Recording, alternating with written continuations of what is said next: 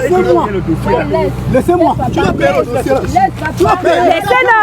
Tu vas déclarer le dossier là. Tu vas déclarer le dossier là.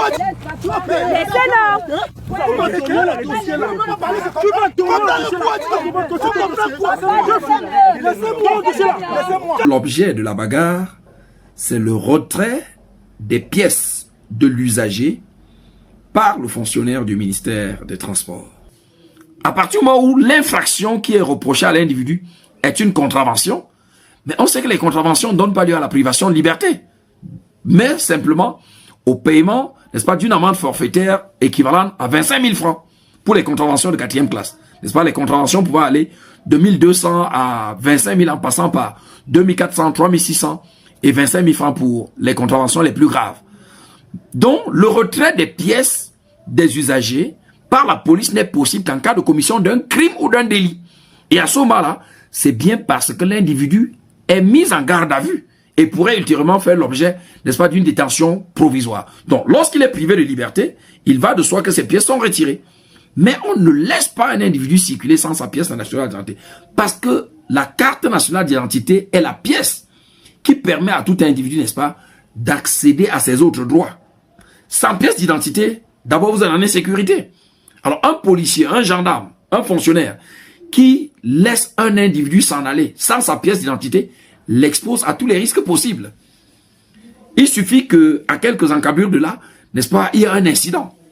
L'individu va se retrouver en insécurité. Une insécurité créée par un agent qui était en charge, n'est-ce pas, de lui garantir sa propre sécurité. Donc, c'est tout à fait interdit, n'est-ce pas, de priver un individu de ses pièces d'identité.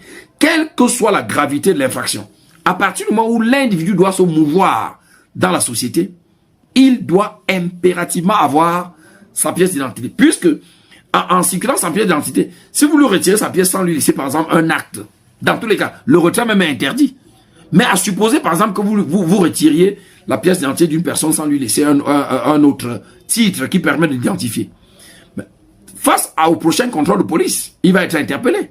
Parce qu'on ne laisse pas circuler un individu dont l'identité ne peut pas être vérifiée. Dans un pays normal, on ne circule pas sans une pièce d'identité. Parce qu'à toute interpellation, la police, vous devez pouvoir décliner votre identité à partir d'une pièce officielle. Donc c'est sur cette base-là que le délégué général à la Sûreté nationale a prescrit, n'est-ce pas, de manière formelle, l'interdiction absolue de priver un individu de sa pièce d'identité. Sans une pièce d'identité, vous êtes privé de tout. Vous ne pouvez pas retirer votre argent. Vous ne pouvez pas voyager. Oui, parce que pour voyager, il faut une pièce d'identité. Vous ne pouvez rien faire. C'est la pièce d'identité qui vous permet d'accéder à tous les autres droits, n'est-ce pas, dont vous pouvez être bénéficiaire.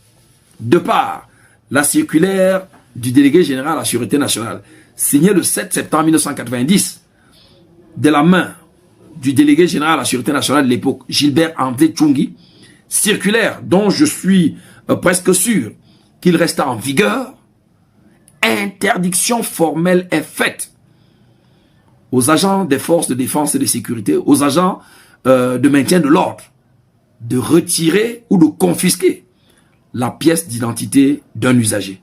C'est une interdiction formelle et agir autrement, c'est se rendre coupable d'une infraction grave, la rétention sans droit, n'est-ce pas, de la chose d'autrui. Parce que la carte nationale d'identité doit faire corps avec l'individu. Partout où le corps d'un individu se trouve, sa carte nationale d'identité doit être avec lui. Et donc, en priver un individu, c'est retenir sans droit un objet qu'on ne retire pas.